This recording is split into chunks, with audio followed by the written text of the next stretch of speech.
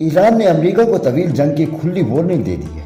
ایرانی قومی سلامتی کونسل کے سربراہ علی لرجانی کا کہنا ہے کہ ایران نے گزشتہ 300 سال میں کبھی جنگ شروع نہیں کی ہے، اب اپنی 6000 سالہ تہذیب کے دفاع کے لیے کسی بھی قیمت پر پیچھے نہیں ہٹیں گے۔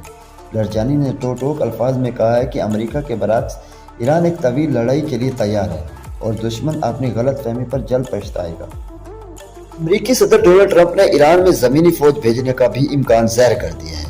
ٹرمپ کا کہنا ہے کہ ایران کی میزائل صلاحیت اور بحریہ کو تباہ کرنا ہمارا اصل ہدف ہے تاکہ تہران کو ایٹمی ہتھیاروں سے روکا جا سکے۔ انہوں نے دعویٰ کیا ہے کہ امریکی فوجی آپریشن شیڈول سے آگے ہے اور ایران کے 10 بحری جہاز پہلے ہی تباہ کیے جا چکے ہیں۔ ٹرمپ کے مطابق یہ حملہ بدعنوان حکومت کے خطرات کو ختم کرنے کا آخری اور بہترین موقع تھا۔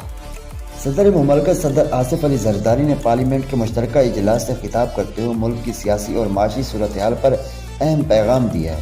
اسلام آباد میں ہونے والے اس اہم سیشن میں صدر نے قومی یکجہتی، جمہوریت کے تسلسل اور درپیش چیلنج سے نمٹنے کے لیے مل کر کام کرنے پر زور دیا ہے۔ پارلیمنٹ ہاؤس میں ہونے والے اس خطاب کو ملکی سیاست میں استحکام کی جانب ایک اہم قدم قرار دیا جا رہا ہے۔ کینیڈا میں سکھ گروپ نے 2023 میں سکھ رہنما کے قتل سے متعلق نئی رپورٹ پر بھارت کو شدید تنقید کا نشانہ بنایا ہے۔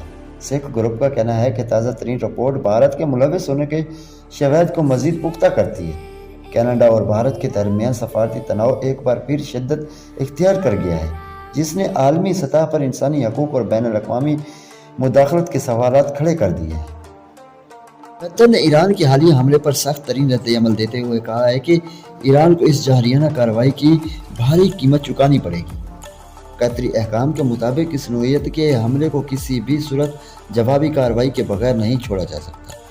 قطر نے واضح کر دیا ہے کہ خطے کی سلامتی پر کوئی سمجھوتہ نہیں ہوگا اور اب تہران کو اپنے اقدامات کو نتائج بھگتنا ہوں گے۔ وزیر اعظم شہباز شریف کے زیر صدارت سیکورٹی صورتحال پر اعلیٰ سطح کا اجلاس ہوا، جس میں army chief general Asim Munir سمیت وفاقی وزراء نے شرکت کی۔ اجلاس میں خطے کی مجموعی سیکورٹی اور افغانستان کی صورتحال کا تفصیلی جائزہ لیا گیا۔ وزیر اعظم نے ایران میں پھنسے پاکستان شہریوں کی بحفاظت انخلاء کے لیے ہنگامی اقدامات کی ہدایت کی ہے۔ دفتر خارجہ کے مطابق آذربائیجان کے راستے پاکستانیوں کو واپسی کو ممکن بنایا جا رہا ہے تاکہ ان کی سلامتی کو یقینی بنایا جا سکے۔ چین نے ایران کی خود مختاری اور علاقائی سالمیت کے دفاع کے لیے بھرپور حمایت کا یقین دلایا ہے۔ چینی وزیر خارجہ ونگ ای نے اپنے ایرانی ہم منصب سے گفتگو میں واضح کیا ہے کہ بیجنگ تہران کے ساتھ سیکورٹی کے تحفظات میں اس کے ساتھ کھڑا ہے۔ چین نے امریکہ اور اسرائیل کی جانب سے طاقت کے استعمال اور بین الاقوامی قوانین کی خلاف ورزی پر گہری تشویش کا اظہار کرتے ہوئے مطالبہ کیا ہے کہ خطے میں کشیدگی کو روکنے کے لیے فوری طور پر فوجی آپریشن بند کیے جائیں۔